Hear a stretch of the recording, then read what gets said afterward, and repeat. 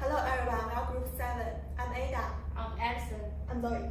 Today our group will talk about corporate social responsibility. First, I will give a brief introduction about what is corporate social responsibility and how meaningful it exists in the world. Then I will talk about the application and the practice of corporate social responsibility with specific examples. Third, I will talk about the business and environmental system. First, I will give an introduction of corporate social responsibility. Corporate social responsibility, also known as corporate responsibility, corporate citizenship, or corporate social performance, is a form of corporate self-regulation which is integrated into a business model. Corporate social responsibility focuses on three parts. The first part is economy, which means better product, local economic development. The second part is environment, means reduced consumption of natural resources, reduce environmental pollution, and the production of safe products. The last part is society, which means human rights, fair trade, and non-discriminatory employment practice. Why do we have corporate social responsibility? The first one is the reduction role of government. Now the market regulation become more and more popular. Corporate has an important role in the society. The second one is the existing demands for greater corporate disclosure. There is an increasing demand for corporate disclosure on behalf of the stakeholders involved, such as customers, suppliers, employees. The third one is the increasing interest of customers. Now the ethical behavior of companies has an increasing influence on customers' purchasing decisions. The fourth one is the competitive labor markets. Employees seek more than just a salary and a bonus. They want employers whose operating practices suit to their own values. The last one is relations with suppliers. Since the suppliers are increasingly concerned about business issues, many companies need to ensure that their partners behave in a socially responsible manner. Then my partner Alison will talk about the application and the practice of corporate social responsibility. So let us go on to see the application and the practice of corporate social responsibility with specific examples. After knowing about the definition and the existing meaning of CSR by Ada's introduction, let us explore the application and the practice of CSR with specific information and examples. First, let us focus on the application of CSR. As the previously given reasons by Ada, in a way corporates have necessities to pay attention to and contribute to CSR. In fact, it exactly become a tendency that more corporates apply CSR to their development plan. Here are some statistics that present the distribution change of CSR in India over 2010 to 2015. The first chart presents that the trend of posting CSR expenses among eligible and ineligible firms in India. It's easy to observe that both the number of eligible and ineligible firms which posted the CSR expenses increased. The number of eligible firms was especially larger in 2015 than 2014 by 5 times, increasing from 247 to 1,139, close to the half of the sum 2,372. We can find that although the ineligible firms weren't as powerful as the eligible firms, some of them still contributed to the social responsibility. Another chart shows the trend that firms gradually increased their expenditure on CSR from 2012. The amount in 2015 was doubled from $24,321.4 million to $51,150.7 million. It tells us that firms had more willingness to contribute to CSR and gradually increased the input for it. Both of the two charts show that more firms were willing to pay for CSR and took actions. As a presence of influential water brands, Coca-Cola Company and the McDonald's Company also contribute to support CSR. Both of them adopt CSR to the main part of their business strategies and missions and emphasize CSR in their values. They directly combine CSR with their profit and benefits. Coca-Cola devotes themselves to CSR is part of its commitment to establishing sustainable communities and the value chain. Every year, Coca-Cola takes out over 1% of its profit to support CSR. McDonald's, as a leading brand of quick-service restaurant brands, its supply chain is bound together with CSR. The reports of CSR activities occupy the web pages of their official websites. Perhaps you always ask a cup of Coca-Cola when you eat at McDonald's. As a cooperative partner of each other, apart from the cooperation in business, Coca-Cola and McDonald's also reached an agreement on CSR. In 2002, they pursued new sponsorship and charity opportunities in Latin America, and helped more than 100 local schools to allow students to see the collection from art museum. Furthermore, they also developed a new cup with a locking lid to prevent children from spilling their drink. It seems like that CSR is easy to be put into practice. However, conflicts always appear when something is ignored.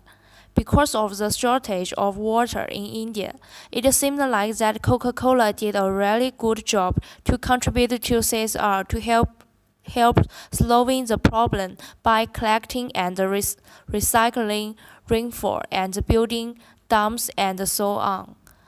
But actually, Coca-Cola was a troublemaker to constantly consume India's groundwater resources, which caused the groundwater level decrease.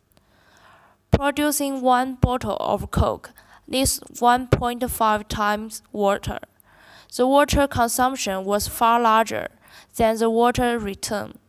The conflict makes the practice inefficient.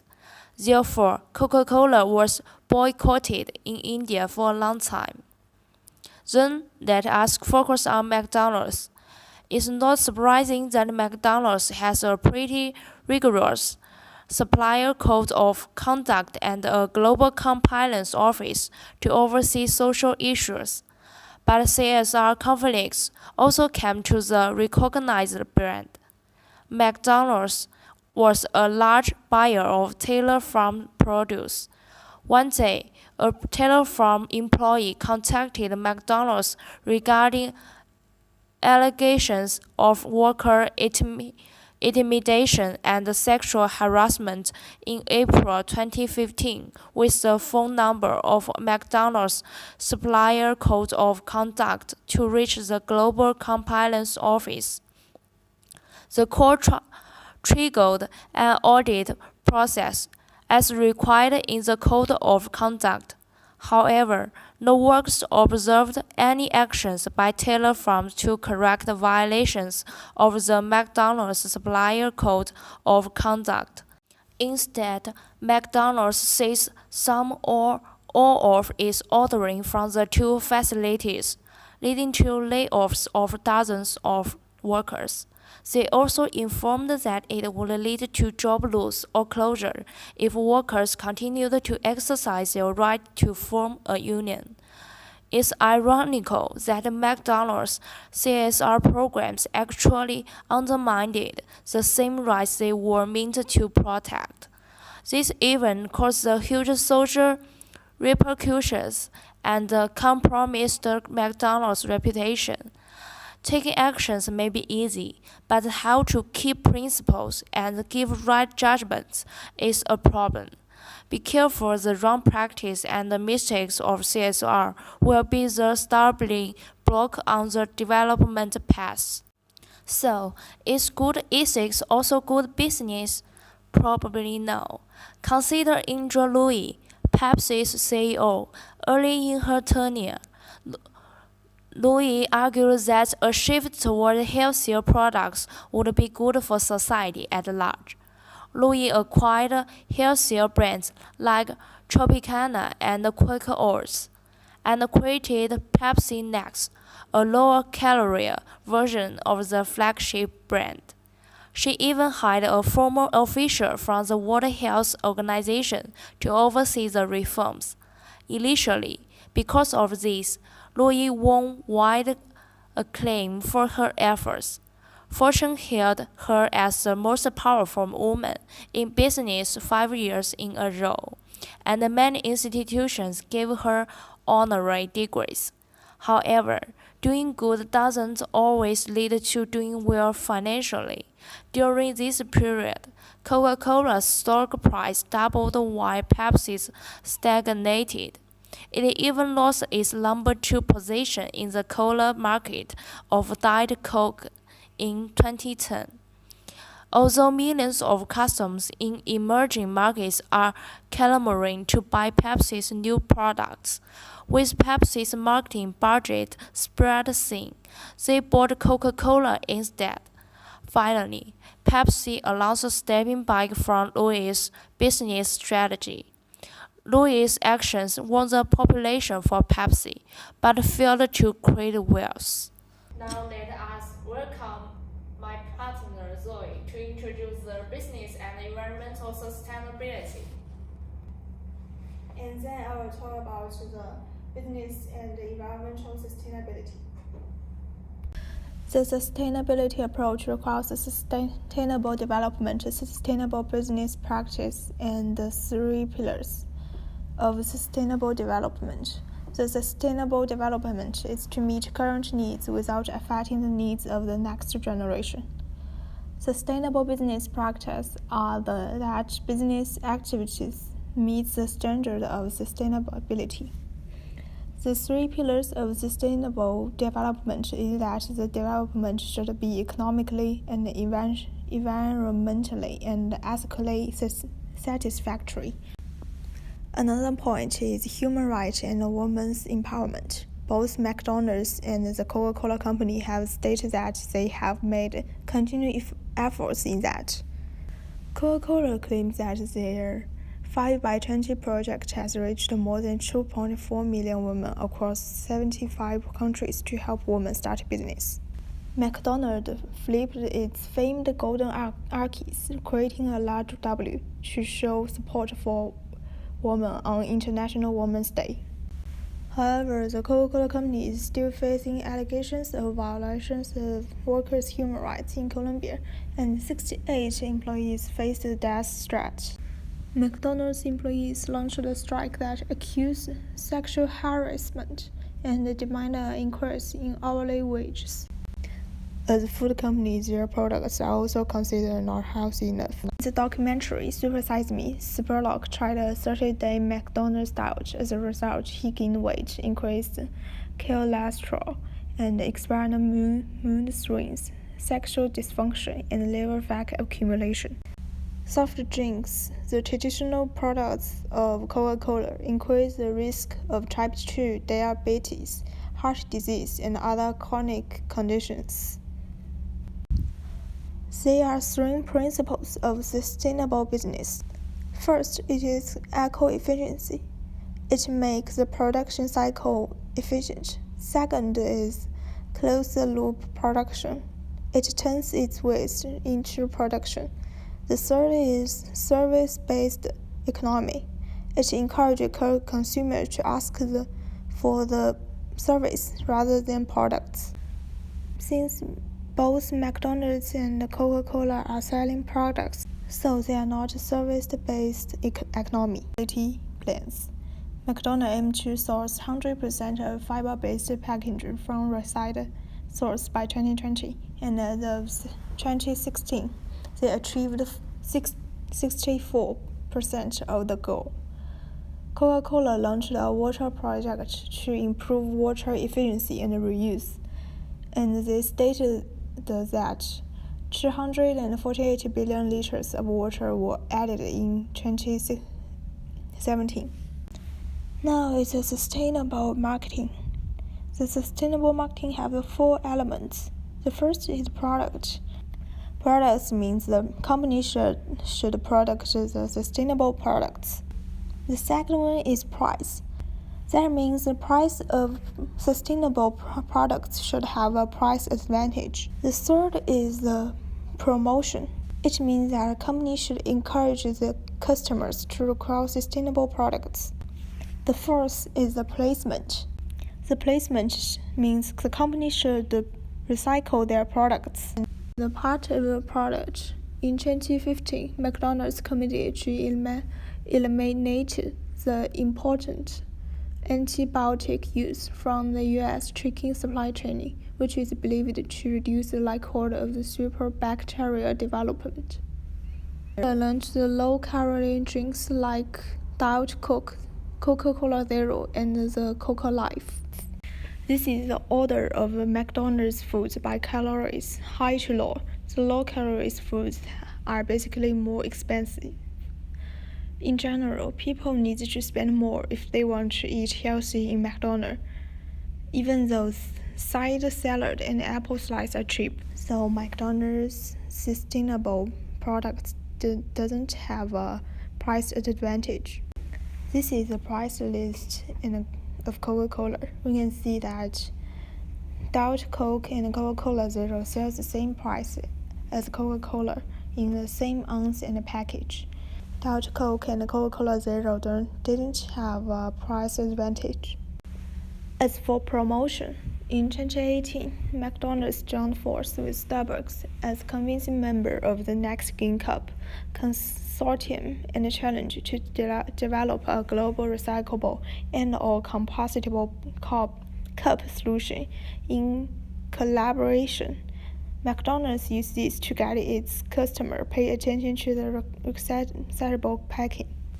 And Coca-Cola has its Giving Back project and donates 100 billion to efforts including water stewardship, women's economic empowerment, and disaster relief in 2017.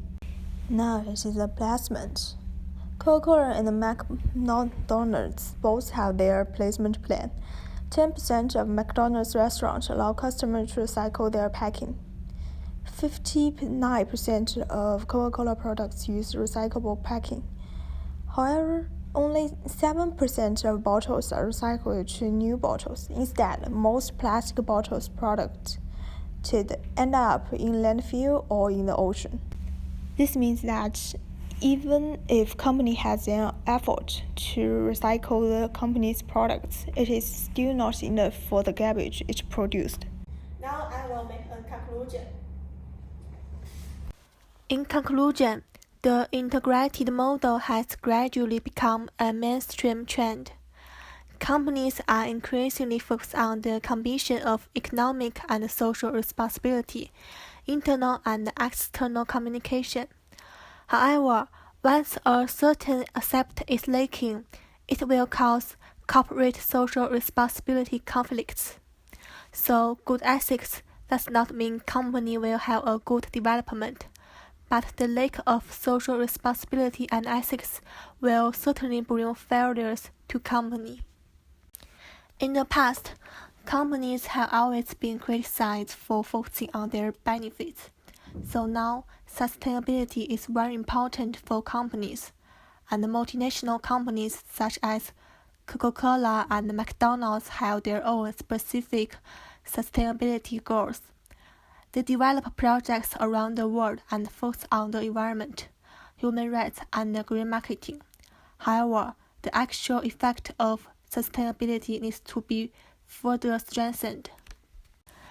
And these are our references. This is our presentation. Thank you for listening. Do you have any questions? 做了个演绎。